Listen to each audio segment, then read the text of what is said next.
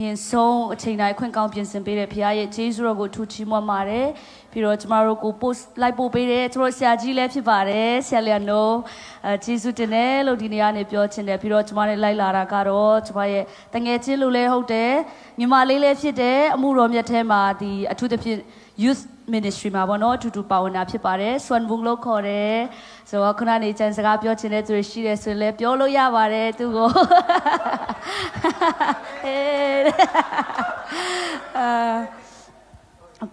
ဆွမ်ဘုံဆိုရင်လည်း praise and worship မှာဖခင်တကယ်ပိတ်တဲ့အသုံးပြုနေတဲ့သူဖြစ်တယ်ကျွန်တော်အသင်းတော်မှာမြန်မာအစီအစဉ်မှာလည်းသူပါဝင်တယ်ပြီးလို့ရှိရင် youth ministry မှာအချိန်ပြည့်လို့ပြောလို့ရတယ်ပေါ့နော်ဆိုတော့praise and worship မှာပါဝင်နေတာဖြစ်ပါတယ်ဆိုတော့အရင်ဆုံးပေါ့နော်ကျွန်မမိတ်ဆက်ပေးခြင်းနဲ့ပြီးတော့ကျွန်တော်တို့ကိုချိန်ပေးတဲ့ဆရာတွန်းတော်၎င်းဒီမှာရှိတဲ့အမှုတော်ဆောင်ဆရာဆရာမတို့ဆရာခိုင်ပြီးရောက်ချင်းစီကိုအထူးကျေးဇူးတင်တယ်ဆိုတာကိုကျွန်မအရင်ဆုံးပြောခြင်းနဲ့ပြီးတော့ကျွန်တော်တို့ကမနေ့ကမနက်8 နာရီလောက်မှာဒီairport မှာရောက်တာဖြစ်တယ်ပေါ့နော်airport မှာရောက်တာဖြစ်တယ်ပြီးတော့အခုချိန်ဆိုရင်4 နာရီဆိုတော့ကျွန်တော်တို့လာတဲ့နေရာမှာဆိုရင်မနက်9 နာရီလောက်ဖြစ်တယ်ဆိုတော့ကျွန်တော်အခုချိန်ဆိုရင်ဟိုမှာဆိုရင်အိတ်နေတဲ့ချိန်ပေါ့နော်အဲ့ဒါကြောင့်နေရောက်သားခုနပြောနေကြတော့ဒီညတော့ကောင်းကောင်းအိတ်ခဲ့ရတယ်အိတ်လို့ရတယ်အနားရတယ်အဆင်ပြေမေလို့ထင်ထားတာပေါ့နော်ဒါပေမဲ့3 နာရီ4 နာရီလောက်ထိုးလာတဲ့ခါမှာတော့ကျွန်တော်တို့ဘယ်လိုဖြစ်မလဲမသိဘူးเนาะဆိုပြီးတယောက်နဲ့တယောက်မိခွန်းထုတ်နေကြတာဖြစ်တယ်ဒါပေမဲ့ဝိညာဉ်တော်ဖခင်ကအတူပါရှိမယ်လို့ကျွန်မအထူးယုံကြည်တာဖြစ်တယ်အာမင်ဆိုတော့ဒီနေ့မှာကျွန်တော်တို့ကိုအချိန်ပေးတဲ့အတွက်ကျေးဇူးတင်တယ်ဒီနေ့အတွက်ဖခင်ပြောခိုင်းတဲ့စကားလည်းရှိပါတယ်ကျွန်မပြောမှာဖြစ်ပါတယ်အာမင်ဒီအားဖြင့်ဒီမှာရှိတဲ့လေးစားရတဲ့ဆရာဆရာမတွေတော်၎င်းလူငယ်တွေအတွက်တကယ်ပဲကောင်းချီးဖြစ်မယ်လို့ကျွန်မအထူးယုံကြည်ပါတယ်ဆိုတော့ဒီကိုရောက်လာတဲ့အခါမှာဖခင်เจ้าရဲ့ဗာလေအပြင်အစင်းတွေတော်၎င်းအယံကိုကျွန်မဆိုအယံသဘောကျတာဖြစ်တယ်ဒီလိုနေရာမှာဒီလိုတိုက်ပြင်ဒီလိုအခြေအနေနဲ့ဖခင်ကဒီအသင်းတော်ကိုဒီလောက်ထိကောင်းချီးပေးတယ်ဆိုတဲ့အရာကိုမြင်ရတဲ့အတွက်လည်းဖခင်ရဲ့ကျေးဇူးတော်ကိုထူးချီးမွမ်းပါတယ်အာမင်ပြီးတော့ဆရာခိုင်ပြုကျွန်မမေးတဲ့အခါမှာသူပြောတယ်ဒီအသင်းတော်မှာအသင်းသားပဲ800ကျော်လောက်ရှိတယ်လို့ကျွန်မကိုပြောတယ်ကျွန်မအယံအောင်ဩတယ်ဝေါသူကတော့ပြောတယ်အပတ်တိုင်းဖခင်ကြောင့်လာတော့800တော့မပြည့်ဘူးပေါ့လို့သူကပြောတာပေါ့ကျွန်မအဲ့ဒါပြောအသင်းတော်တိုင်းကအဲ့လိုပါပဲဟောနော်ရှိတဲ့အသင်းသားစည်ရင်နဲ့ဖခင်ကြောင့်လာတဲ့သူကတော့မကိုက်ဘာလဲအတိအကျတော့မဟုတ်ပါဘူးဒါပေမဲ့ဒီလောက်တောင်မှဖခင်ကဒီအသင်းတော်ကိုယုံကြည်တယ်ဒီအသင်းတော်ကိုကောင်းချီးပေးတယ်ဆိုတဲ့အရာကိုမြင်ရတဲ့အခါမှာဒီအသင်းတော်မှာပါဝင်တဲ့အသင်းသူအသင်းသားတွေဟာသင်တို့ဟာဝိညာဉ်ရမှာမိဘမဲ့လုံးဝမဟုတ်ဘူးဆိုတာကျွန်မကျင်းသိပြောရဲတယ်ဖခင်ကဒီအသင်းတော်ကိုကောင်းဆောင်ကောင်းတွေနဲ့ကောင်းချီးပေးထားတယ်နော် senior pastor ရှိတယ် mission ဘက်မှာဦးဆောင်နေတဲ့ဆရာတွေရှိတယ်လူငယ်ဘက်မှာရှိတယ် worship team မှာရှိတယ်အယံကိုဖခင်ကဒီအသင်းတော်ကိုကောင်းချီးပေးနေတယ်ဆိုတဲ့အရာကိုမြင်ရတဲ့အတွက်ဖခင်ရဲ့ကျေးဇူးတော်ကိုထူးချီးမွမ်းတယ်ပြီးတော့ praise and worship team တွေဆိုလည်းအယံကိုအင်္ဂလိပ်လိုပြောမယ်ဆို anointed amen ဘိတ်တဲ့ချင်းနဲ့ပြေဝတဲ့ worship team တွေဖြစ်တယ်ဒီခါတာလေအယံတော်ကြတယ်တော်တာမျိုးမဟုတ်ဘူးဖခင်ရဲ့ဘိတ်တဲ့ချင်းပါတဲ့ခါမှာသင်တို့ရဲ့ချီးမွမ်းကိုးကွယ်ခြင်းကကျွန်တော်တို့လာပါဝင်တဲ့သူတွေအတွက်အယံကိုလွတ်မြောက်ခြင်းကိုပေးတယ်ဆိုတဲ့အရာပေါ့နော်ကျွန်တော်ဒီနေ့ကိုလာဒီနေ့တရက်ပဲဖြစ်တယ်လာတာနဲ့ခံစားရတဲ့အရာတွေမြင်ရတဲ့အရာတွေကောင်းချီးဖြစ်တဲ့အရာတွေကိုကျွန်မအရင်ဆုံးပြောချင်တာဖြစ်ပါတယ်ဆိုတော့ဂျေဇုထူးတင်တယ်ဆိုတဲ့အရာကိုထပ်ခါတလဲလဲပြောချင်ပါတယ်အာမင်ဆိုတော့ကျွန်မဒီလာဖို့နှုတ်ကပတ်တော်ဝင်ကားဖို့ရန်အတွက်ကျွန်မပြင်ဆင်တဲ့အခါမှာကျွန်မနှလုံးသားကိုပြင်ဆင်တယ်ဝိညာဉ်တော်ဘုရားကိုမေးတယ်ကိုကြီးတောင်းတယ်ဆုတောင်းတဲ့အခါမှာဘုရားကဘာစကားပြောလဲဆိုရင်ငါရဲ့ချစ်ချင်းမြတ်တာကိုပဲပြောပါလို့ကျွန်မအထက်မှာဘုရားစကားပြောတယ်လို့ကျွန်မထူးခံစားရတာဖြစ်တယ်ဒီလောကမှာတည်င်းစကားတွေအများကြီးရှိတယ်သင်ကောင်းစားခြင်းတလားချမ်းသာခြင်းတလားကြွယ်ဝခြင်းတလားဘာလို့ခြင်းလဲတည်င်းစကားတွေအများကြီးရှိတာဖြစ်တယ်ဒါပေမဲ့ကျွန်မအသက်တာမှာကျွန်မခံစားရတဲ့အရာကဘာလဲဆိုရင်တည်င်းစကားတွေအများကြီးထဲမှာဒီလိုလုပ်ရင်ဒီလိုလုပ်ရင်အောင်မြင်မယ်နော်ဒီလိုအသက်ရှင်ရင်အောင်မြင်မယ်ဆိုတဲ့အရာတွေတည်င်းစကားတွေအများကြီးရှိပေမဲ့အဲ့ဒီတည်င်းစကားတွေကကျွန်မအသက်တာကိုမပြောင်းလဲစေခဲ့ဘူးကျွန်မအသက်တာကိုပြောင်းလဲစေခဲ့တဲ့တည်င်းစကားကဘာလဲဆိုရင်ယေရှုခရစ်တော်ကကျွန်မကိုတိတ်ချစ်တယ်ဆိုတဲ့အရာကိုကျွန်မသိတဲ့နေ့ကကျွန်မအသက်တာပြောင်းလဲတဲ့နေ့ဖြစ်ခဲ့တာဖြစ်တယ်အာမင်ဆိုဒီမှာရှိတဲ့လေးစားရတဲ့ဆရာဆရာမတွေမိဘညီကောင်မောင်တို့မှရောက်ချင်းစီတိုင်းကျွန်မဒီနေ့ယူဆောင်လာတဲ့နှုတ်ကပတ်တော်ကတော့သင်တို့ကြားဘူးပြီးသားလည်းဖြစ်မှာပါအချိန်ချင်းလည်းကြားခဲ့မှာပါနော်သင်တို့ကိုယ်တိုင်လည်းငါအဖေချစ်တဲ့သူဖြစ်တဲ့ဆိုတာကိုပြောဘူးမှာပါဒါပေမဲ့ဒီနေ့အသက်တာပန်ကျွန်မပြန်ပြီးတော့ remind လုပ်ချင်တယ်အာမင်ဘာလဲဆိုရင် တင့်ကိုဖခင်ကတိတ်ချစ်တယ်ဆိုတဲ့အရာကိုကျွန်မပြောချင်တယ်အာမင်ဖခင်ကတင့်ကိုတိတ်ချစ်တယ်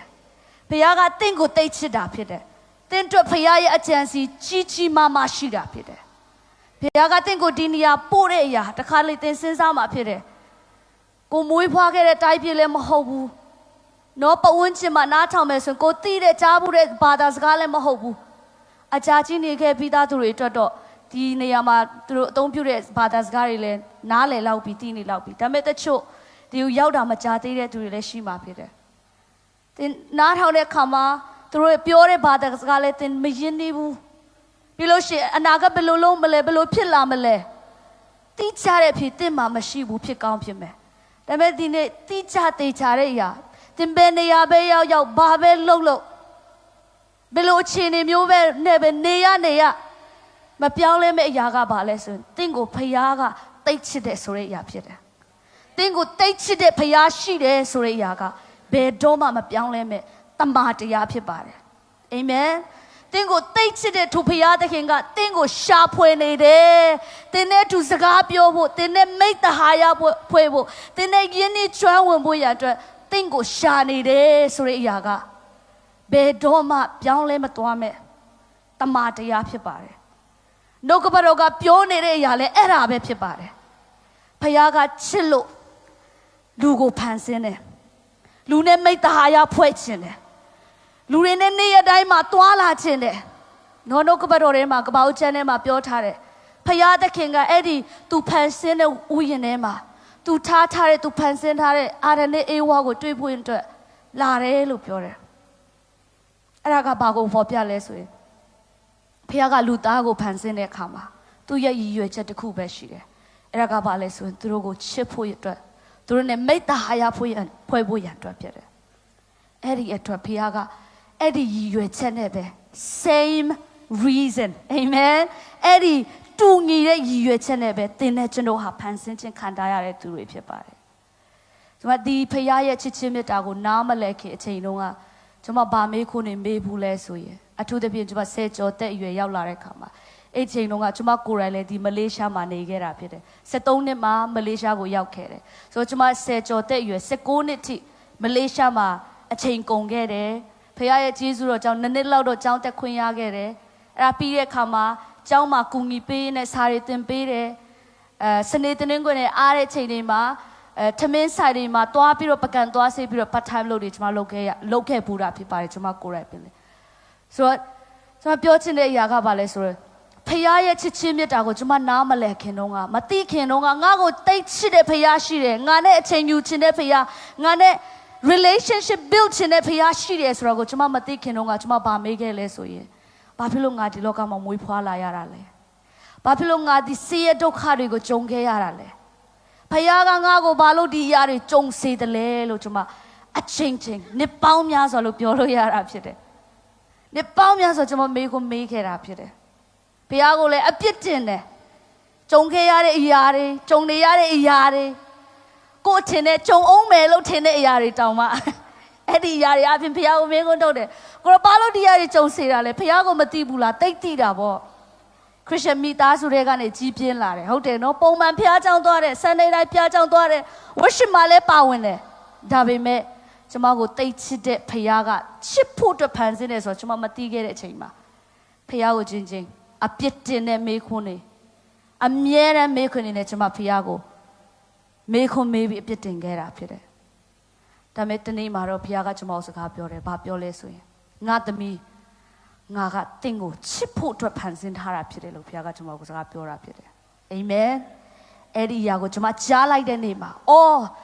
ငါကတော့ဖခင်အတွက်ဘာလို့ပေးရမလဲဆိုတာကိုပဲတစ်ချိန်လုံးစဉ်းစားနေခဲ့တယ်ငါကတော့ငါဒီလိုအခြေအနေရောက်မှပဲဖခင်ရဲ့မျက်နှာตาကိုရမယ်ဖခင်ရဲ့နှစ်သက်ခြင်းကိုရမယ်လို့ကျွန်မထင်ခဲ့တာဒါပေမဲ့တကယ်တော့အဲ့ဒါမဟုတ်ဘဲနဲ့ဘာမှမလုပ်ခင်ကတည်းကငါ့ကိုချစ်နေတဲ့ဖခင်ပါလားဆိုတဲ့အရာဒီချင်းကကျွန်မတက်တာကိုပြောင်းလဲစေခဲ့တာဖြစ်တယ်အာမင်ဆိုတော့ဒီအရာအတွက်ပြင်ဆင်တဲ့ခုနကလည်းကျွန်မစဉ်းစားတဲ့အခါမှာဘာပေါ်လာတယ်လဲဆိုရင်ဖခင်ရဲ့ချစ်ချင်းမြတ်တာကလေမိဘ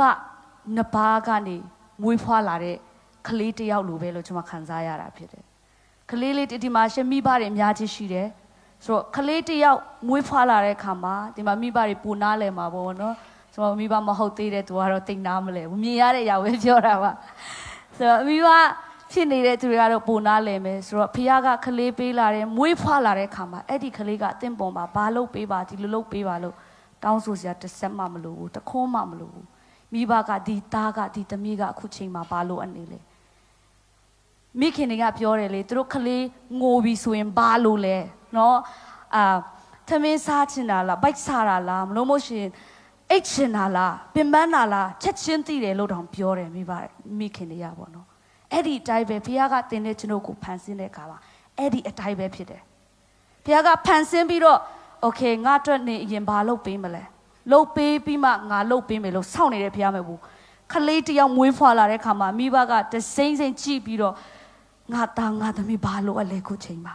ဘာလုပ်ပေးရမလဲနော်ကျွန်မအသင်းတော်မှာရှိတယ်အလင်မယားနှစ်ယောက်သူတို့နာမည်တော့ကျွန်မမပြောတော့ဘူးဒါပေမဲ့သူတို့ကခလေးရဖို့ရန်အတွက်နှစ်အများကြီးစောင့်ရတာဖြစ်တယ်အဲ့နဲ့ခလေးလေးမွေးလာတဲ့အခါမှာသူတို့အရန်လဲဝမ်းမြောက်တယ်ဘုရားကသူတို့ကိုသမီးယန္တနာလေးပေးတယ်အရန်လဲချောပြီးအရန်လဲချစ်စရာကောင်းတဲ့သမီးလေးပြပေးတယ်ပြီးတဲ့အခါမှာအဲ့ဒီမိဘတွေကဘာပြောလဲဆိုရင်သူတို့ခလေးကငယ်ငယ်လေးပဲရှိသေးတယ်တနစ်တောင်မပြည့်သေးဘူးဒါပေမဲ့အဲ့ခလေးကိုသူတို့ချီးတဲ့အချိန်မှာသူတို့ဘာပြောလဲဆိုတော့လက်လေးတွေကြည့်ပြီးတော့ဒီသမီးလေးတွေရွှေလက်စို့ဘယ်ဆိုင်ပြင်စင်ပင်အဲ့ဒီအထီတောင်မှမိဘတွေကစဉ်းစားတယ်လို့ပြောတာဖြစ်တယ်အဲ့ဒီရွှေလက်စို့ဆိုတော့မွေးကင်းစားခလေးအတွက်လိုသလားလုံးဝမလိုအပ်သေးဘူးဖြစ်တယ်ဒါပေမဲ့မိဘတွေကတိတ်ချစ်တဲ့ခါမှာဒီသမီးအတွက်လိုအပ်တာတွေလည်းအားလုံးလုပ်ပြီးဒါပေမဲ့ဘာထပ်လို့ဆရာရှိသေးတယ်လဲဆိုတာမိဘကတစိမ့်စိမ့်ချစ်တဲ့မြတ်တာနဲ့ကြည့်ပြီးတော့လုပ်ပေးနေတာဖြစ်တယ်ဖခင်ရဲ့ချစ်ချင်းမြတ်တာသင်နဲ့ကျွန်ုပ်ပေါ်မှာထားတဲ့ဖခင်ရဲ့ချစ်ချင်းမြတ်တာကအဲ့ဒီအတိုင်းပဲဖြစ်တယ်အာမင်ဘုရားသင်ပေါ်မှာထားတဲ့ချစ်ချင်းမြတ်တာသင်ကိုသင်ကြည့်တဲ့အခါမှာတော့တချို့တွေကငါတော့အခုဆိုအသက်ဒီလောက်ရှိပြီငါကိုယ်တိုင်လည်းဖခင်ဖြစ်ပြီမိခင်ဖြစ်ပြီဘောနော်ငါကိုယ်တိုင်လည်းအသင်းတော်ထဲမှာလူငယ်ကောင်းဆောင်တော့မရှင်လူတွေကိုဥဆောင်နေတဲ့သူတယောက်ဖြစ်ပြီဆိုပြီးတော့ကျမတို့ကဘာဖြစ်တတ်လဲဆိုရင်ကိုဖခင်ရဲ့သားသမီးဆိုတဲ့အရာအဲ့ဒီ level ကနေကျမတို့ကတက်ချင်ကြတယ်အဲ့လိုမျိုးကျမတို့တက်ချင်တဲ့အချိန်ကြီးရောက်လာတဲ့ခါမှာဘယ်လိုဖြစ်သွားလဲဆိုရင်ဖះကိုကိုးစားတဲ့တလောက်ကျွန်မမကိုးစားတတ်တော့ဘူး။ဘာစိတ်ဝင်လာလဲဆိုရင်ငါလူကြီးတယောက်ပဲငါလုံနိုင်တယ်။ငါလူကြီးတယောက်ပဲငါကတာဝန်ယူနိုင်ပါတယ်ဆိုတဲ့အရာကမတိမတာကျွန်တော်စိတ်ထဲမှာနေရာယူတတ်တာဖြစ်တယ်။ဆိုတော့ဒီနေ့အာမင်ကျွန်မဒီမှာရှေ့လူငယ်တွေလေးစားအမိဘတွေရောက်ချင်းစီကိုကျွန်မအားပေးခြင်းတဲ့အရာကတော့သင်နဲ့ကျွန်တော်ဟာအမြဲတမ်းဖះရဲ့ရှေ့မှာသူတိတ်ချစ်တဲ့သားသမီးတွေဖြစ်တယ်ဆိုတာကိုမမေ့ဖို့ရန်အတွက်သတိပေးခြင်းပါတယ်။အာမင်ငါဖះတိတ်ချစ်တဲ့သားဖြစ်တယ်သမီးဖြစ်တယ်ဆိုတာကိုသိချင်းကလေသင်ကိုဖះကိုကိုးစားတတ်ဖို့ရန်အတွက်သင်ပေးမှာဖြစ်တယ်ဖះပေါ်မှာမိခိုတတ်ဖို့ရန်အတွက်ပြင်ဆင်ပေးမှာဖြစ်ပါတယ်အာမင်ဆိုတော့ကျွန်တော်နှုတ်ကပတ်တော်တစ်ချက်ဖတ်ရအောင်အားလုံးသိပြီးသားနှုတ်ကပတ်တော်ဖြစ်တယ်အလို့ရပြီးသားလည်းဖြစ်ပါတယ်ယောဟန်အခန်းကြီး3အငယ်16မှာအလို့ရတယ်ဆိုရင်အားလုံးတူတူကဖတ်ရအောင်နော်ဖျားသခင်ဤသားတော်ကိုယုံကြည်သောသူအပေါင်းတို့သည်ပျက်စီးခြင်းသို့မရောက်ထာဝရအသက်ကိုရစေခြင်းကဖျားသခင်သည်မိမိ၌တပါးတည်သောသားတော်ကိုစွန့်တော်မူသည့်တိုင်အောင်လောကီသားတို့ကိုချစ်တော်မူ၏အာမင်ယောဟန်ခန်းကြီး1အငယ်7ဖျားနော်ယောဟန်ခန်းကြီး1အငယ်7ထဲမှာဗာပြောလဲဆိုတော့ထိုသူကိုလက်ခံသမျှသောသူတီးဟုသောကိုရောကိုယုံကြည်သောသူတို့အားဖယားသခင်ဤတားဖြစ်ရသောအခွင့်ကိုပေးတော်မူ၏အာမင်နောက်တစ်ခုဖတ်ရအောင်ဘာဖတ်မလဲဆိုတော့ယောမအခန်းကြီး8အငယ်31ကနေ39ထိပေါ့နော်ဖတ်ရအောင်အားလုံးတူတကွာယောမအခန်းကြီး8အငယ်31ကနေ39ထိ 1 2 3တို့ဖြစ်၍ဤအရာများတို့၌အဘယ်သို့ပြောเสียရှိသနည်းဖျားသခင်သည်ငါတို့ဘက်၌ရှိတော်မူလျင်အဘယ်သူသည်ငါတို့တစ်ဘက်၌နေနိုင်မည်နည်းမိမိသားတော်ယင်းကိုမနှမျောပဲငါတို့ရှိသမျှအဖို့လုံးငါစွန့်တော်မူသောသူသည်သားတော်နှင့်တကွခတ်သိမ်းသောအရာတို့ကိုငါတို့အားမပေးဘဲအဘယ်သို့နေတော်မူမည်နည်းဖျားသခင်ရွေးကောက်တော်မူသောသူတို့ကိုအဘယ်သူသည်အပြစ်တင်မည်နည်း ဖြောင်းမရ၌တည်စေတော်သူကဖျားသခင်ပေတည်းအပြစ်စီရင်တော်သူကအဘယ်သူနည်းအသေးခံ၍ခံသည်တာမကတေခြင်းမှထမြောက်၍ဖျားသခင်၏လက်ရတော်ဘက်၌နေလျက်ငါတို့အဖို့ဆုတောင်းတော်သူကခရစ်တော်ပေတည်းခရစ်တော်၏ချစ်ချင်းမြတ်တာနဲ့ငါတို့ကိုအဘယ်သူကွာစေမည်နည်းအကယ်စင်စစ်ကိုရောအတွက်ကျွန်တော်တို့သည်အစင်မပြတ်အသေးတချင်းကိုခံရကြပါ၏တပ်ဖို့ရာထားသောတိုးကဲ့သို့ကျွန်တော်တို့ကိုသူတစ်ပါးမတ်တကြပါ၏ဟုကျမ်းစာလာသည်နှင့်အညီစင်းရဲညူငင်ခြင်းငင်းဆဲနှိမ့်ဆက်ခြင်းမွတ်သိပ်ခြင်းအဝတ်အချီးစီးရှိခြင်းဘေးနဲ့တွေ့ကြုံခြင်းကွက်မြက်ခြင်းကိုခံရတော်လဲထိုအမှုတို့တွင်အဘယ်အမှုသည်ခရစ်တော်၏ချစ်ချင်းမြတ်တာတော်နှင့်ငါတို့ကိုကွာစေမည်နီမကွာစေသည်တာမကငါတို့ကိုချစ်တော်မူသောသူ၏ကျေးဇူးတော်ကြောင့်ငါတို့သည်ထိုအမှုခတ်သိမ်းတို့ကိုခံစင်တွင်ပင်အထူးသဖြင့်အောင်မြင်ကြ၏အချောင်းမူကားတေခြင်းဖြစ်စေအသက်ရှင်ခြင်းဖြစ်စေကောင်းကင်တမန်ဖြစ်စေအထွတ်အမြတ်ဖြစ်စေအာနာတကိုးဖြစ်စေမျက်မှောက်အရာဖြစ်စေနောင်လာလက်တန့်သောအရာဖြစ်စေအမြင့်ဖြစ်စေအနှိမ်ဖြစ်စေဤအရာမှဆ၍အဘယ်နိမိတ်တအရာများသည်ငါတို့သခင်ယေရှုခရစ်အားဖြင့်ခံရသောဖရာသခင်၏မြတ်တာတော်နှင့်ငါတို့ကိုမကွာစေနိုင်ဟုငါသည်သဘောကျလျက်ရှိအာမင်ဖတ်တော်ရနှုတ်ကပတ်တော်အားဖြင့်ရောက်ချင်းစီတိုင်းပေါ်မှာဖရာရဲ့ချစ်ချင်းမြတ်တာအတိတ်တဖန်အထူးတက်ရောက်ပါစေအခုကျွန်တော်တို့ဖတ်တော်ရဲ့ကျမ်းပါရဖြင့်ကျွန်တော်တို့ခုနကပြောတဲ့အတိုင်းပဲသိပြီးသားဖြစ်တယ်ကြားမှုပြီးသားဖြစ်တယ်ဒါပေမဲ့ဒီနေ့ခုနကကျွန်မပြောတဲ့အရာထဲမှာလည်းပေါင်ပြီးသားဖြစ်မှာပါဒါပေမဲ့ဒီနေ့တိတပံကျွန်မပြောချင်တဲ့အရာကဘာလဲဆိုရင်သင်နဲ့မိတ္တဟာရောက်ဖွဲ့ချင်တဲ့ဖရားဖြစ်တယ်ဆိုတဲ့အရာဖြစ်တယ်အာမင်သင်ကိုတိတ်ချစ်တဲ့ဖရားဖြစ်တယ်သင်နဲ့ယဉ်ဤချွမ်းဝင်မှုရန်အတွက်ရှာနေတဲ့ဖရားဖြစ်တယ်ဆိုတဲ့အရာကိုကျွန်မပြောချင်တာဖြစ်တယ်ဆိုတော့ကျွန်မပတ်ဝန်းကျင်မှာဘာသာကိုးကွယ်တဲ့ဘာသာမျိုးလူတွေကသူတို့ယုံကြည်ကိုးစားကိုးကွယ်တဲ့ဘာသာအမျိုးတွေရှိကြတာဖြစ်တယ်ဆိုတော့နာမည်တက်ပြီးတော့မခေါ်တော့ဘူးဒါပေမဲ့အဲ့ဒီဘာသာအမျိုးကသူတို့ဘာတင်ပေးလဲဆိုရင်သူတို့ရဲ့တူညီတဲ့တင်ပေးတဲ့အရာတစ်ခုကဘာလဲဆိုရင်သင်ကောင်းတာလုပ်လို့ရှိရင်ကောင်းတာရမယ်ဟုတ်တယ်နော်သင်စူးစမ်းနိုင်လို့ရှိရင်စူးစမ်းတဲ့လောက်သင်ဘက်မှာလည်းအဲ့ဒီတံပြန်တဲ့အရာတစ်ခုရောက်လာမယ်ဆိုတဲ့အရာဖြစ်တယ်ဒါပေမဲ့ကျွန်တော်ကိုးကွယ်တဲ့ဒီယေရှုခရစ်ကိုယုံကြည်ကိုးကွယ်တဲ့သူတွေအတွက်တော့ဘာထူးခြားတယ်လဲဆိုရင်သင်ကောင်းတာလုပ်ရင်ကောင်းတာရမယ်မဟုတ်ပဲနဲ့ငါလှုပ်ပြီးသားဖြစ်တယ်ဖခင်ကငါလှုပ်ပြီးပြီနော်ငါလှုပ်ပြီးပြီသင်အတွက်အမှုတွေအားလုံးပြီးပြီလာပါငါလှုပ်ပြီးတဲ့အရာပေါ်မှာယက်တည်ပါဆိုပြီးတော့ဘုရားကခေါ်တာဖြစ်ပါတယ်အာမင်ဆိုတော့တခြားဘာသာတွေကတော့မင်းဘက်ကနေဘာလုပ်နိုင်မလဲလို့မေးမယ်ဒါပေမဲ့ကျွန်တော်ကိုးကွယ်တဲ့ယေရှုခရစ်ကိုယုံကြည်ကိုးကွယ်တဲ့သူတွေအတွက်တော့ဘုရားကဒီအမှုကိုလှုပ်ပြီးပြီအဲ့ဒီပြီးစီးတဲ့အမှုထဲမှာအာမင်ပြီးစီးတဲ့မှုထဲမှာခုနကပြောတဲ့အတိုင်းပြီးပါနှစ်ပါးကသူတို့ကလေးမမွေးခင်တောင်မှဒီကလေးမွေးလာလို့ရှင်ဘာတွေလိုအပ်မလဲဆိုပြီးတော့ပြင်ဆင်ပြီးတော့နော်လုံးဝမရှိတဲ့မိဘတွေတောင်မှလေသူတို့ရှိတဲ့အရာနဲ့တတ်နိုင်တဲ့လောက်သူတို့ပြင်ဆင်ပေးတာဖြစ်တယ်ဒါကမိဘရဲ့ချစ်ချင်းမေတ္တာဖြစ်တယ်အဲ့ဒီအတိုင်းပဲဖခင်ကသင်တဲ့ကျွန်တော်ကိုဒီလောကကိုဖန်ဆင်းတဲ့အခါမှာမွေးဖွားစေတဲ့အခါမှာပြင်ဆင်ပြီးသားတဲ့မှာသင်ကိုခေါ်တာဖြစ်ပါတယ်ပြင်ဆင်ပြီးသားတဲ့မှာသင်ကိုဆွဲခေါ်တာဖြစ်ပါတယ်ငါသားငါသမီးသင်အတွက်ငါလှုပ်ပေးပြီနော်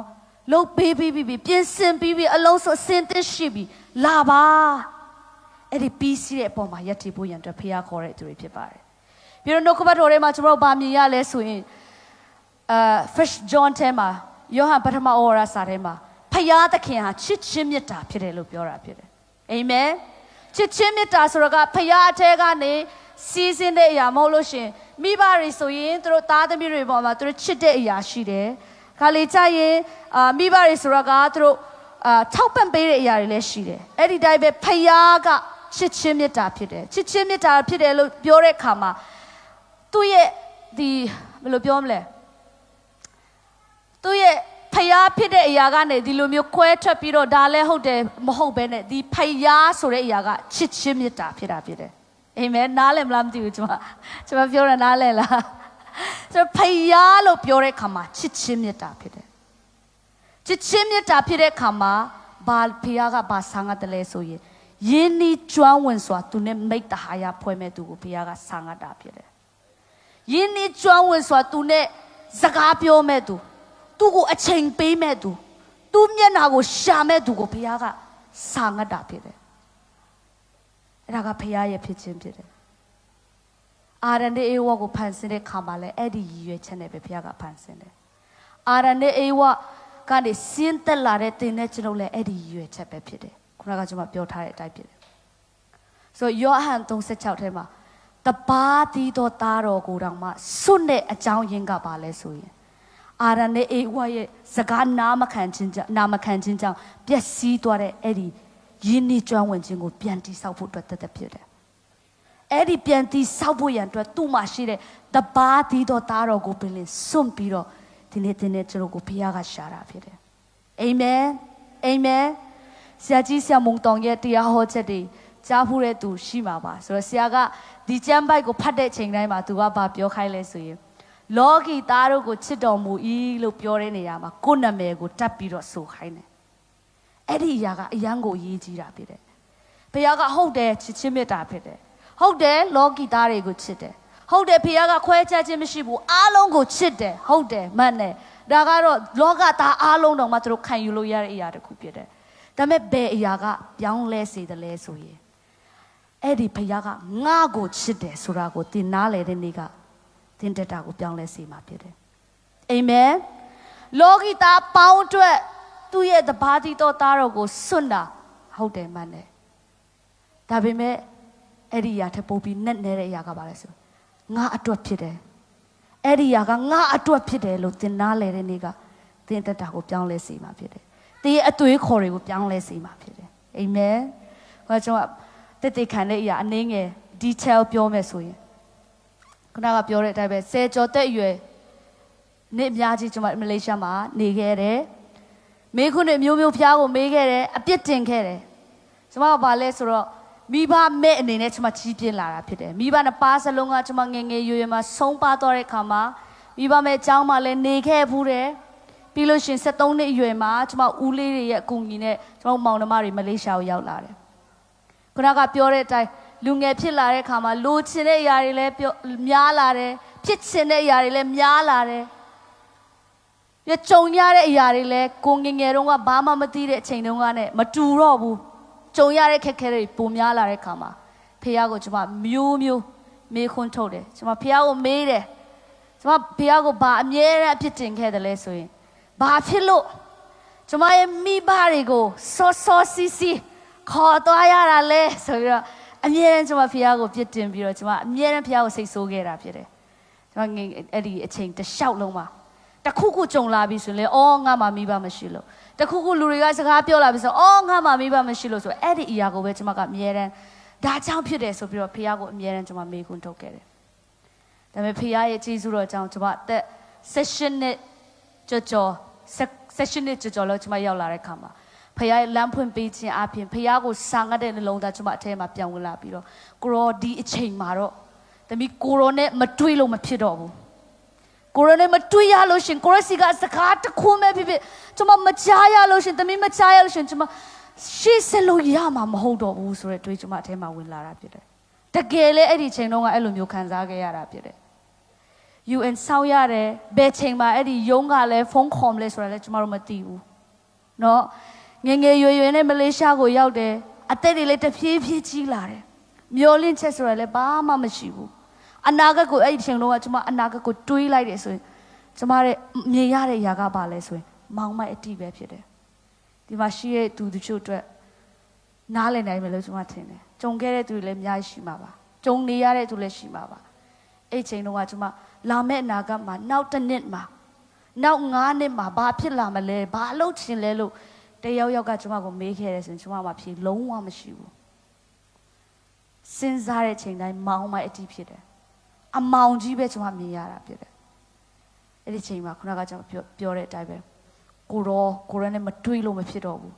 ဘာဖြစ်လို့ကျွန်မကိုဒီလောကထဲမှာမွေးဖွားစေတယ်လဲဒီဒုက္ခတွေတစ်မျိုးပြီးတစ်မျိုးကြုံခိုင်းဖို့အတွက်မွေးဖွားစေသလားဆိုပြီးတော့မေးခွန်းနေနဲ့ကျွန်မမေးနေတဲ့အချိန်မှာဖခင်ရဲ့လမ်းဖွင့်ပေးခြင်းအဖြစ်ဒ DUMC အသင်းတော်မှာသူတို့ discipleship 3 လလုပ်တဲ့အရာပေါ့နော်ကျွန်မတက်ဖို့ဖြစ်သွားတယ်စာငတ်တဲ့နှလုံးသားဝင်လာတယ်တခါမှလည်းအဲ့ဒီအကြောင်းကိုကျွန်မကြားဖူးတာမဟုတ်ဘူးဒါပေမဲ့တငယ်ချင်းတယောက်ခေါ်လို့အင်္ဂါည service ကိုကျွန်မရောက်သွားတဲ့ခါမှာဘယ်တော့မှမခံစားဘူးလေဖခင်မျက်မှောက်တော်ကိုခံစားရပြီးတော့အဲ့ဒီချိန်ကနေကျွန်မဆုံးဖြတ်လိုက်တယ်ဒီအကြောင်းကိုငါတက်မယ်ဆိုပြီးတော့ဖခင်လမ်းဖွင့်ပေးခြင်းမျိုးကျွန်မတို့တက်ခဲ့တယ်တက်တဲ့ခါမှာတနေ့ပြီးတနေ့ဆရာဆရာမတွေကနေ့တိုင်းပေါ့နော်နှုတ်ကပတ်တော်နဲ့တွင်တင်ပေးတယ်praise and worship တွေလုပ်ပေးတယ်အဲ့ဒီ3 လပတ်လုံးပေါ့နော်အဲ့လိုမျိုးနေနဲ့တနေ့မှကြတော့နေ့လေကျန်းစာတင်တန်းပေးနေတဲ့ချိန်မှာဆရာမစာရဲပဲဖြစ်တယ်အဲ့ဒီနေ့ကဆရာမကစာလံကျန်ခန်းကြီး139အားလုံးသိပါပါပေါ့နော်ဖေကကျွန်တော်တို့မွေးခင်ကအမြင့်1ထဲမှာရှိစဉ်ကလေးကကျွန်တော်ကိုတီးနေတဲ့ဖေဖြစ်တယ်ဖန်ဆင်းတဲ့ဖေဖြစ်တယ်ဆိုတော့ကျမ်းပိုင်းတဲ့ဆရာမကနှုတ်ကပတ်တော်ဝင်းကနေရင်းနဲ့ဆရာမဘာပြောလိုက်တယ်လဲဆိုရင်တင့်ကိုဖေကချစ်ဖို့တဖန်ဆင်းတယ်လို့ပြောလိုက်တယ်အဲ့ဒီနှုတ်ကပတ်တော်ကိုအဲ့ဒီစာကြောင်းလေးတစ်ကြောင်းပဲကြားလိုက်တာနဲ့ကျွန်မအထဲမှာဘာခံစားလဲဆိုအဲ့ဒါငါအတွက်ဖြစ်တယ်အဲ့ဒါငါရှာနေတဲ့မေးခွန်းဖြစ်တယ်ဆိုတဲ့အရာကျွန်မအတွက်ဘောနော်ဒါကျွန်မအတွက်ဖြစ်တယ်ဆိုတဲ့အရာဖြစ်လာတဲ့အခါမှာကျွန်မနှုတ်ကပတ်တော်နာခံလို့မရဘူးအဲ့ဒီအချိန်မှာတခါတည်းငိုကြွေးပြီးတော့ဖခင်ရဲ့မျက်မှောက်တော်ထဲမှာဆရာမတွေကလည်းဦးဆောင်ပေးတဲ့ praise and worship နဲ့အဲ့ဒီနေ့မှာကျွန်တော်တို့ဖခင်ကိုကိုးကွယ်ရင်းနဲ့အဲ့ဒီနေ့မှာကျွန်မရဲ့မေးခွန်းကိုကျွန်မရှာဖွေတွေ့ရှိခဲ့တာဖြစ်တယ်အဲ့နဲ့အဲ့ဒီကြောင်းပြီးတဲ့အခါမှာကျွန်မအရန်အော်တဲ့အရာကဘာလဲဆိုရင်ကျောင်းလာတဲ့ခါမှာကျွန်မကတော့အော်ငါ့ကိုဘာလို့ဖန်ဆင်းပေးတယ်လဲအဲ့ဒီအရာအဲ့ဒီမေခွန်းကိုပဲတမီးကိုပေးပါဆိုပြီးတော့ကျွန်မလာတာဖြစ်တယ်ဒါပေမဲ့အဲ့ဒီကျောင်းကိုဆင်းတဲ့ခါမှာလေဖေကဘာကြောင့်ငါ့ကိုဖန်ဆင်းတယ်လဲဆိုတဲ့အရာပဲမဟုတ်လဲဘယ်နဲ့ဘာအတွက်ပေါ့နော်အနာဂတ်မှာဘာလုပ်ရမလဲဆိုတဲ့အဖြေကိုပါဖေကတခါတည်းကျွန်မကိုပေးခဲ့တာဖြစ်တယ်အာမင်ဆိုတော့အဲ့ဒါကဘာလဲဆိုရင်ဖခင်ရဲ့ချစ်ခြင်းမေတ္တာအယံကိုကြီးမားလို့နဲ့ငါ့ကိုချစ်ဖို့ဖန်ဆင်းတယ်ဆိုတဲ့အရာကိုကျွန်မနားလည်လာတဲ့အခါမှာကျွန်မဘာဆုံးဖြတ်တယ်လဲဆိုရင်ဒီလောကမှာဖခင်ရဲ့အမှုကိုဆောင်ခြင်းမှတပါဖခင်အတွက်အသက်ရှင်ခြင်းမှတပါပို့ပြီးတော့တန်ဖိုးရှိတဲ့အရာမရှိတော့ဘူးဆိုပြီးတော့အဲ့ဒီအကြောင်းမှာပဲကျွန်မဆုံးဖြတ်ချက်ချနိုင်ခဲ့တာဖြစ်တယ်တချို့ဖခင်အသုံးပြုတဲ့ဆရာမတွေပေါ့နော်တချို့ကတော့သူတို့တက်တက်ခံတဲ့အခါမှာဖခင်ရဲ့ခေါ်ခြင်းပေါ့နော်ငါအမှုကိုဆောင်ပါတော့၎င်းတယောက်ယောက်တနည်းတစ်ဖွန်အဖြစ်ဖခင်စကားပြောတဲ့သူတွေလည်းရှိပါတယ်ဒါပေမဲ့ကျွန်မဟာကတော့အဲ့လိုမျိုးဖခင်ကငါအမှုကိုဆောင်ပါလို့ငါအဲ့လိုမျိုးဖခင်စကားပြောတာမဟုတ်ဘဲနဲ့ကျွန်မအထဲကနေအဲ့ဒီချစ်ချင်းမြတ်တာကိုနားလေသဘောပေါက်သွားတဲ့အခါမှာအဲ့ဒီအရာကလွယ်ပြီးပို့ပြီးတန်မိုးရှိတဲ့အရာဒီလောကမှာမရှိဘူးဆိုပြီးတော့ကျွန်မဆုံးဖြတ်ချက်ချခဲ့တာဖြစ်ပါတယ်အာမင်ဆိုတော့ဒီလောကမှာကျွန်တော်အသက်ရှင်တဲ့အခါမှာလေ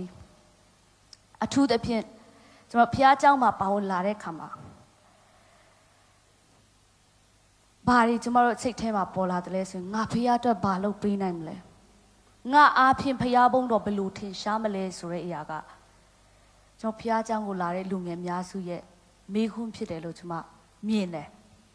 ဆိုတော့အဲ့ဒီအရာအတွက်ကျွန်မဘာပြောချင်လဲဆိုရင်ငါဖျားအတွက်ဘာလုပ်ပေးနိုင်မလဲဆိုတဲ့အရာကကျွန်တော်တို့မေးရမယ့်မေးခွန်းမဟုတ်ပါဘူးအာမင်ပထမဆုံးကျွန်တော်တို့သိဖို့ကဖျားကတင်းတဲ့ကျွန်ုပ်ကိုဘယ်လောက်ထိချစ်တယ်လဲဆိုတဲ့အရာအာမင်အဲ့ဒီအရာကိုကျွန်တော်တို့နားလည်သွားတဲ့အခါမှာလေဘာလုပ်ပေးနိုင်မလဲဆိုတဲ့မေးခွန်းမေးစရာမလိုတော့ဘူးအလိုနေရင်းနဲ့မတိဘဲနဲ့မတိလိုက်တဲ့အချိန်မှာပင်လေဖျားဘုံတော်အတွက်အသက်ရှင်တဲ့သူဖြစ်လာတာဖြစ်တယ်နားလည်လိုက်မလားမသိဘူးနော်ငါဖေကိုရောအတွက်သမီးဘာလို့ပေးနိုင်မလဲဆိုတဲ့အရာကမေးခွန်းမဟုတ်ဘူးအဲ့ဒါက step 1မဟုတ်ဘူးလို့ပြောချင်တာမေးလို့ရပါတယ်ဒါပေမဲ့အဲ့ဒီအရာထက်ပိုအရေးကြီးဆုံးကတင်နဲ့ယဉ်နီးကျွမ်းဝင်ဖို့လိုချင်တဲ့ဖျားတင်းကိုချစ်ဖို့အတွက်ဖန်ဆင်းတဲ့ဘုရားဖြစ်တယ်ဆိုတာသိဖို့တော့အရေးကြီးဆုံးဖြစ်ပါတယ်အာမင်အဲ့ဒီကအရေးကြီးဆုံးဖြစ်တယ်အဲ့ဒါကိုသိလာတဲ့ခါမှာအဲ့ဒါကိုလက်ခံလာတဲ့ခါမှာတင်းလက်ခံလာတဲ့ခါမှာအာမင်ဘုရားရဲ့ချစ်ခြင်းမြတ်တာကရှေးမစွာကပင်တင်းတဲ့ကျွန်တော်မမွေးခင်ကတည်းကရှိပြီးသားခေါ်ပြီးသားရွေးချယ်ပြီးသားအဲ့ဒီအရာကိုလက်ခံခြင်းအဲ့ဒီထဲမှာအသက်ရှင်ခြင်းရှိလာတဲ့ခါမှာခုနကပြောတဲ့အတိုင်းပဲလှုပ်ပေးတဲ့အရာဘုံတော်အတွက်အသက်ရှင်ဖို့လေဖခင်ဘာလှုပ်ခိုင်းလဲဘာခေါ်လဲဘာအတွက်ခေါ်တယ်လဲလူတွေကိုဘယ်လိုမျိုးချစ်ချင်းမြတ်တာပြရမလဲဆိုတဲ့အရာတွေက Eddie သူရဲ့ချစ်ချင်းမြတ်တာကိုကျွန်တော်နားလည်လာတဲ့အခါမှာသူရဲ့ချစ်ချင်းမြတ်တာနဲ့ကျွန်တော်ပြည့်ရှံလာတဲ့အခါမှာတခြားအရာတွေကစီးဆင်းသွားမှာဖြစ်ပါတယ်အာမင်အာမင်ဆိုတော့ခုနကကျွန်မပြောတဲ့အတိုင်းပဲကျွန်တော်ခရစ်တော်ကိုယုံကြည်လက်ခံတဲ့သူတွေကငါကောင်းမှငါဒီဟာရမယ်မဟုတ်ဘဲနဲ့သူပြုတ်ပြီးပြီအမှုတွေအားလုံးပြီးပြီအဲ့ဒီထဲမှာသူခေါ်တဲ့အခါမှာသူ offer လုပ်ရတဲ့အရာတွေအာမင်သူ့ကိုကျွန်တော်တို့လက်ခံလိုက်သူ offer လုပ်တဲ့အရာတွေလက်ဝါးကားတိုင်းမှာသင်အပြစ်တွေအားလုံးငါဆက်ပြီးပြီအဲ့ဒါကိုသင်လက်ခံမလားအာမင်လက်ဝါးကားတိုင်းမှာသင်ရဲ့အနာရောဂါအတွက်ငါဒဏ်တွေအားလုံးခံပေးပြီးပြီသင်လက်ခံမလားအာမင်ငါရဲ့အသေးခံခြင်းရှင်ပြန်ချမြောက်ခြင်းအပြင်တနေ့မှာသင်ကိုယ်တိုင်ပင်လေရှင်ပြန်ချမြောက်မဲ့သူဖြစ်တယ်ငါနဲ့ဘုန်းတော်ဝင်စားမဲ့သူဖြစ်တယ်ဆိုပြီးတော့ဖခင်က invitation ဖိတ်စာပေးနေတာဖြစ်တယ်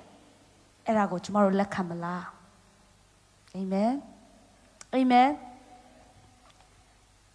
အဲ့ဒါကကျမတို့ဘက်ကနေလုပ်ရမှာကခုနကပြောတဲ့အတိုင်းပဲအမှုတွေအားလုံးပြီးပြီဖခင်ကခေါ်နေတယ်ငါနဲ့ယဉ်ကျေးကျွမ်းဝင်စွာငါနဲ့တွာလာပါငါနဲ့တွာလာရအောင်လှုပ်ဆောင်ရအောင်ငါနဲ့စကားပြောပါဖခင်ကခေါ်နေတယ်အဲ့ဒီဖိတ်စာဖခင်ရဲ့ခေါ်ခြင်းကိုကျွန်တော်လက်ခံမလားကျွန်တော်ဘက်ကနေလုပ်ဖို့အဲ့ဒါပဲဖြစ်ပါတယ်ခုနကပြောတဲ့အတိုင်းပဲသင်အဲ့ဒီချစ်ချင်းမေတ္တာကိုသင်လက်ခံလိုက်တဲ့အခါမှာငါ့ကိုဖခင်ချစ်တယ်လို့သင်လက်ခံလိုက်တဲ့အခါမှာအာမင်ပြီးတော့နောက်တစ်ခုကျွန်မပြောချင်တဲ့အရာကဖခင်ရဲ့ချစ်ချင်းမေတ္တာကလေကောင်းမှမဟုတ်ဘူးနော်နှုတ်ကပတ်တော်ထဲမှာပြောတဲ့အတိုင်းပဲမမွေးခင်ကလေးကအမိဝမ်းတဲ့ကပင်လေသင်နဲ့ကျွန်တော်ကိုနာမည်နဲ့ခေါ်ပြီးသားဖြစ်တယ်သင်ကတော့စဉ်းစားမယ်ငါမွေးတဲ့နေ့ကနေပြီးတော့ဒီနေ့ထိငါရဲ့အတိတ်မှာငါမားခဲ့တဲ့ຢာတွေရမ်းများပြီငါတော့ငါလက်မခံနိုင်တော့တာဘုရားကငါ့ကိုဘယ်လိုလုပ်ပြီးလက်ခံနိုင်မလဲလို့သင်မေးခွန်းထုတ်လိုက်မယ်ဒါပေမဲ့ဒီနေ့ကျွန်မပြောမယ်ဘုရားလက်ခံတယ်ဘုရားသင်ကိုလက်ခံတယ်အာမင်ဘုရားသင်ကိုလက်ခံတယ်ဘုရားကသင်ကိုတန့်ရှင်းအောင်အရင်လုပ်ပြီးမှကောင်းအောင်အရင်လုပ်ပြီးမှငါစီကိုလာပါလို့ပြောတာမဟုတ်ဘူးကျွန်တော်ဘယ်တော့မှကိုကြိုးစားမှုနဲ့ကောင်းအောင်လုပ်နိုင်မှာမဟုတ်ဘူးကျွန်မချင်းသိပြောရဲတယ်ဒါပေမဲ့ဒီနေ့သင်ဘယ်လိုအခြေအနေမျိုးပါပဲရှိနေအခုချိန်မှာပင်လင်သင်လုံနေတဲ့အရာတွေဖြစ်နေတဲ့အရာတွေသင်ကိုယ်သဘောမကျဘူးလည်းဖြစ်ကောင်းဖြစ်မယ်ရတယ်သင်မကနေဆုံးဖြတ်ချက်တစ်ချက်သာချပေးပါသင်ကိုတိတ်ချစ်တဲ့ဘုရားရှိတယ်သင်ရဲ့တွင်နစ်နေတယ်လို့သင်ခံစားတဲ့နေရာကနေကယ်တင်ပေးနိုင်မဲ့ဘုရားရှိတယ်သူဖခင်ကပဲကယ်တင်ပေးနိုင်မှာဖြစ်တယ်စူးစမ်းမှုနဲ့ကယ်တင်လို့မရဘူးဖခင်ပဲကယ်တင်ပေးနိုင်တာဖြစ်တယ်အဲ့ဒီကယ်တင်ပေးနိုင်တဲ့ဖခင်ကိုယ်တိုင်ကပဲဒီကိုချစ်လို့ဒီနေ့ခေါ်နေတာဖြစ်တယ်ငါစီကိုလာပါဘယ်လိုချင်းနေမျိုးမှာပဲသင်ရှိနေပါစေအဲ့ဒီချစ်ချင်းမြတ်တာကခေါ်နေတာဖြစ်ပါတယ်အာမင်တခါတည်းမဟုတ်ဘူးဖြစ်တယ်တရက်ပဲမဟုတ်ဘူးဖြစ်တယ်တလပဲမဟုတ်ဘူးဖြစ်တယ်တနှစ်ပဲမဟုတ်ဘူးအဲ့ဒီချစ်ချင်းမြတ်တာကနေ့တိုင်းနေ့ရက်တိုင်းမှာသင်နဲ့ကျွန်တော်ကိုခေါ်နေတာဖြစ်တယ်ငါသားငါသမီးငါစီကိုလာပါသင်မလုံနိုင်တဲ့အရာတွေကိုငါလုပ်ပေးမယ်လို့ဘုရားခေါ်နေတာဖြစ်တယ်အာမင်အဲ့ဒီချစ်ချင်းမြတ်တာကအကန့်အသတ်လုံးဝမရှိဘူးအာမင်ကောင်းတဲ့အချိန်မှာလဲသင်နာမှာရှိသလိုခုနကပြောတဲ့အတိုင်းသင်ကိုသင်တော်မှလုံးဝချီလို့မရတဲ့အချိန်သင်ကိုသင်တော်မှလုံးဝယွန်နေတဲ့အချိန်အာမင်အချိန်မှာပင်လဲချစ်ချင်းမြတ်တာကခေါ်တာဖြစ်တယ်ကျမတို့ဘက်ကနေတခုပဲလုပ်ဖို့ရှိတယ်အဲ့ဒီခေါ်တဲ့အတန်ကိုကျမတို့လက်ခံမလားသူ့စီကိုပြေးမလားနို့မရှင်ကိုဘာတာကိုငါပဲကြိုးစားကြည့်ပါအောင်မယ်လို့သင်ပြောမလားဒီဆုံးဖြတ်ချက်ကတင်ပေါ်မှာမိုတီတာဖြစ်ပါတယ်အာမင်ဒါပေမဲ့ဒီနေ့ကျွန်မထပ်ပြီးတော့ပြောချင်တယ်ဖခင်ကတင်ကိုချစ်ဖို့တဖန်ဆင်းတာဖြစ်တယ်တင်ဘက်ကနေပြီးတော့ဒါလုပ်ပေးဖို့အရင်မဟုတ်ပါဘူးဖခင်ကငါ့ကိုတိတ်ချစ်တယ်ဆိုတဲ့အရာကိုတင်နားလည်ပြီးတော့အဲ့ဒီအရာပေါ်မှာစိတ်ချပြီးတော့အသက်ရှင်တဲ့အရာကတင်ဘာဒီလုံနိုင်တဲ့အရာတွေအားလုံးထက်ဘုရားကိုပိုကျင်နေစေတယ်ဆိုတဲ့အရာတော့ကျွန်မတရားမှာတရားပြေဝပြောရတာဖြစ်ပါတယ်အာမင်တင်းရဲ့လှုပ်ဆောင်ခြင်းကိုဘုရားရင်မကြည့်ဘူး तू တိတ်ချစ်တယ် तू နားလဲပေးတယ် तू ခွင့်လွတ်တယ် तू तू ကဲတင်ပေးနိုင်တယ် तू ပြောင်းလဲပေးနိုင်တယ်ဆိုတဲ့အရာပြောင်းလဲပေးမယ်ဘာကြောင့်လဲတိတ်ချစ်လို့ပြောင်းလဲပေးမှာဖြစ်တယ်အာမင် तू ကောင်းချီးပေးမယ်ဘာဖြစ်လို့လဲတိတ်ချစ်လို့ကောင်းချီးပေးမှာဖြစ်တယ်အာမင်တချို့လူငယ်တွေသူစဉ်းစားကောင်းစဉ်းစားမှာဖြစ်တယ်သူများနိုင်ငံမှာနေရတယ်ကိုယ်နိုင်ငံကနေပြီးတော့စစ်ပေးရှောင်ပြီးတော့နေရတယ်သူများရဲ့အနေခံရတယ်သူများမလုပ်ချင်တဲ့အလုပ်လုပ်ရတယ်ဆိုပြီးတော့အားငယ်တဲ့အချိန်တွေအများကြီးရှိမှာပါဒါပေမဲ့ဒီနေ့ကျွန်တော်ပြောမယ်အဲ့ဒီချစ်ချင်းမြတ်တာကကန့်သတ်မရှိဘူးဖြစ်တယ်အာမင်ဖခင်ရဲ့သူရှိခြင်းမျက်မှောက်တော်ကအကန့်အသတ်မရှိဘူးဖြစ်တယ်ဖခင်ရဲ့ဘုန်းတော်ကအကန့်အသတ်မရှိဘူးဖြစ်တယ်အာမင်အိုင်ဇာယခန်းကြီး6ထဲမှာဟေရှာယခန်းကြီး6ထဲမှာဗာပြောလဲဆိုရင်ဟေဇကိမင်းကြီးဆုံးသွားတဲ့နှစ်အဲ့ဒီနှစ်မှာတဲ့တော့ဖတ်ကြည့်မယ်နော်တစ်ချက်လောက်ဟေရှာယခန်းကြီး6ထဲမှာဗာပြောလဲဆိုရင်အောဇိမင်းကြီးအနေဆာရောက်သောနေ့တွင်ထာဝရဘုရားသည်အလိုမြင့်မြတ်သောပလင်ပေါ်မှာထိုင်တော်မူသည်ကိုငါမြင်၏တဲ့အဝတ်တော်တစားသည်ဗိမာန်တော်ကိုဖြည့်လေ၏ကောင်းကင်သမန်တရက်တို့သည်ပလင်တော်တစ်ဖက်တစ်ချက်၌ရပ်နေကြ၏သူတို့သည်အတောင်6ခုစီရှိ၍အတောင်တစ်ခုဖြင့်မျက်နှာကိုဖုံးလျက်အတောင်တစ်ခုဖြင့်ခြေတို့ကိုဖုံးလျက်အတောင်တစ်ခုဖြင့်ပြန်တက်ကြ၏သူတို့ကလည်းကောင်းကင်ဘုရားရှင်ထာဝရဘုရားသည်တန်ရှင်းတော်မူ၏မြေကြီးလုံးသည်ဘုန်းတော်နှင့်ပြည့်လေ၏ဆိုတော့ဘာပြောချင်တယ်လဲဆိုရင်မြေကြီးတစ်ခုလုံးကဘုရားရဲ့ဘုန်းတော်နဲ့ပြည့်တယ်လို့ပြောတာဖြစ်တယ်ဒီနေ့ကျမတို့ကကိုယ့်ရဲ့တိုင်းပြည်မှာလည်းနေခွင့်မရဘူးဟုတ်တယ်သူများကောင်းတဲ့တိုင်းပြည်မှာနေရတဲ့သူတွေကောင်းတဲ့တိုင်းပြည်မှာကြီးပြင်းရတဲ့သူတွေပညာတွေကောင်းကောင်းသင်ရတယ်ဟုတ်တယ်မှန်တယ်ဒါပေမဲ့ဒီနေ့တမန်တရားနောက်တစ်ခုဖခင်ရဲ့ဘုန်းတော်ကကျွန်တော်ရှိတဲ့နေရာမှာရှိတာဖြစ်ပါတယ်အာမင်မြန်မာပြည်မှာကျွန်တော်ရှိခဲ့တော့ကမြန်မာပြည်အချင်းတွေကောင်းခဲ့တော့ကဖခင်တူရှိပေးတယ်လို့ US မှာရောက်ပြီးသားကျွန်တော်ရဲ့လူမျိုးတွေဖခင်ကောင်းချီးပြီးတော့ကောင်းစားနေတဲ့နေရာမှာဖခင်ဘုန်းတော်ရှိတယ်လို့ဒီနေ့လမ်းတွေပိတ်နေတယ်မျောလင်းချက်မရှိဘူးလို့ကျွန်တော်ခံစားရတယ်ဒီမလေးရှားနိုင်ငံလည်းမှာလည်းဖခင်ရဲ့ဘုန်းတော်ရှိတယ်ဆိုတော့ကိုကျွန်မပြောချင်တယ်အာမင်ဖခင်မျက်မှောက်တော်ရှိတယ်ဆိုတော့ကိုကျွန်မပြောချင်တာဖြစ်တယ်အာမင်တချို့လူတွေသူတို့လုံနေတဲ့အလုပ်တွေသူများမေးတဲ့အခါမှာတိတ်မဖြစ်ချင်တဲ့အချိန်တွေလည်းရှိကောင်းရှိမယ်ဘာဖြစ်လို့လဲငါလောကအဲ့လိုမျိုးလူများရှိမှာဝါကြွားစရာကောင်းလောက်အောင်ကောင်းတဲ့အလုပ်တော့မဟုတ်ဘူးဆိုပြီးတော့အားငယ်တဲ့အချိန်တွေရှိမှာပါဒါပေမဲ့အဲ့ဒီနေရာမှာလည်းဖခင်ဘုန်းတော်နဲ့မျက်နှာသာရှိတယ်ဆိုတော့ကျွန်မပြန်ပြီးတော့ remind လုပ်ချင်ပါတယ်အာမင်ဟေရှာယအခန်းကြီး29ငယ်17ထဲမှာဖခင်ကပြောလဲဆိုရင်ငါသည်ဗာလဲသင်တို့ကိုအကျိုးနဲ့စေခြင်းကကြံစီသောကြံမဟုတ်ပဲသင်တို့သည်မျော်လင့်သောအကျိုးကိုရမည်အကြောင်းငြိမ်ဝတ်စေခြင်းကသာသင်တို့ဖို့ကြံစီသောကြံတို့ကိုငါသိ၏တဲ့အဲ့ဒီနှုတ်ကပတ်တော်ကဘယ်အချိန်မှာရေးတယ်လဲဆိုရင်ဘာဘီလုံမှာဂျုံခံနေရတဲ့သူတွေစစ်တုံးပန်းနေနဲ့ဖမ်းဆီးခေါ်ဆောင်ခြင်းခံသွားရတဲ့သူတွေအတွက်ယေရမိကဖခင်စကားကိုရေးတာဖြစ်တယ်အာမင်ဘာပြောလဲသင်အတွက်ကြံစီတဲ့ကြံစီကောင်းတဲ့ကြံစီငါမှရှိတယ်ငါပဲသိတယ်အာမင်ဆိုတော့ဒီနေ့မှာဒီနေရာမှာလဲကျွန်တော်ဆေးဒုက္ခခံနေရတယ်လမ်းဆမ်းမရှိဘူးရှိစဘယ်လိုသွားရမလဲဆိုပြီးမသိတဲ့ဒီနေရာမှာလဲဘုရားကတဲ့ကျွန်တော်ကိုကောင်းချီးပေးနိုင်တာဖြစ်တယ်အဲ့ဒီကောင်းချီးမင်္ဂလာတွေကဘယ်ချိန်မှနေရာယူလာမလဲဆိုရင်ငါ့အပေါ်မှာဘုရားကောင်းတယ်ဆိုတာကိုသင်လက်ခံလာတဲ့တနေ့အာမင်ငါ့ကိုဘုရားတိတ်ချစ်တယ်ဆိုတာကိုသင်လက်ခံလာတဲ့တနေ့အဲ့ဒီဘုရားကောင်းတဲ့အရာတွေကစပြီးတော့နေရာယူမှာဖြစ်တယ်အာမင်ဘုရားကသူ့ရဲ့ချစ်ချင်းမေတ္တာကိုကျွန်တော်လက်ခံတဲ့တနေ့ကိုဘုရားကဆောင်နေတာဖြစ်တယ်အာမင်ဘာလို့အဲ့ဒီချိန်ကိုဆောင်ရတာလဲ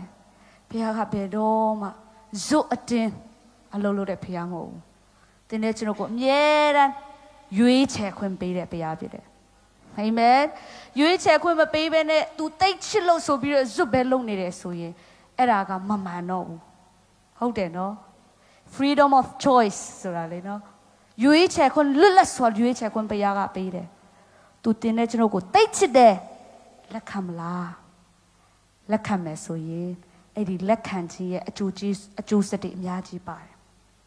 လက်မခံဘူးဆိုရင်လည်းလက်မခံခြင်းရဲ့အကျိုးဆက်တွေအများကြီးပါတယ်ဘုရားတန်ခတ်တာမဟုတ်ဘူးကိုလက်မခံလို့ကြုံရတဲ့အကျိုးဆက်တွေဖြစ်တယ်ဒါပေမဲ့ဒီနေ့မှာသတင်းကောင်းက အဲ့ဒီဖခင်သခင်ကတင်းတဲ့ကျွန်တော်ကိုတိတ်ချစ်တာဖြစ်တယ်လှုပ်ပေးနိုင်လို့မဟုတ်ဘူးလုံနိုင်လို့မဟုတ်ဘူးစ조사နိုင်လို့မဟုတ်ဘူးအဲ့လိုမျိုးပြောတဲ့အခါမှာခုလုံနေတဲ့အရာတွေစ조사နေတဲ့အရာတွေမလုံနဲ့လို့ကျွန်မပြောတာမဟုတ်ပါဘူးဒါပေမဲ့ဖခင်ရဲ့လက်ခံခြင်းရဖို့ဖခင်ရဲ့မျက်နှာသာရဖို့နော်ဖခင်ကောင်းကြီးရဖို့ကျွန်တော်တို့ဘက်ကနေစ조사စရာမလိုဖခင်ကပြုပေးပြီးသားဖြစ်တယ်အာမင်ဖခင်အမှုအားလုံးကိုဖခင်ပြီးစီးပြီးပြီလို့ပြောတာဖြစ်တယ်အာမင်ဆိုတော့ဒီနေ့မှာချစ်ချင်းမြတ်တာကိုကျွန်တော်လက်ခံတယ်နေရာပေးတယ်သူနဲ့မိတ္တဟာရဖွဲ့မယ်ဆိုရင်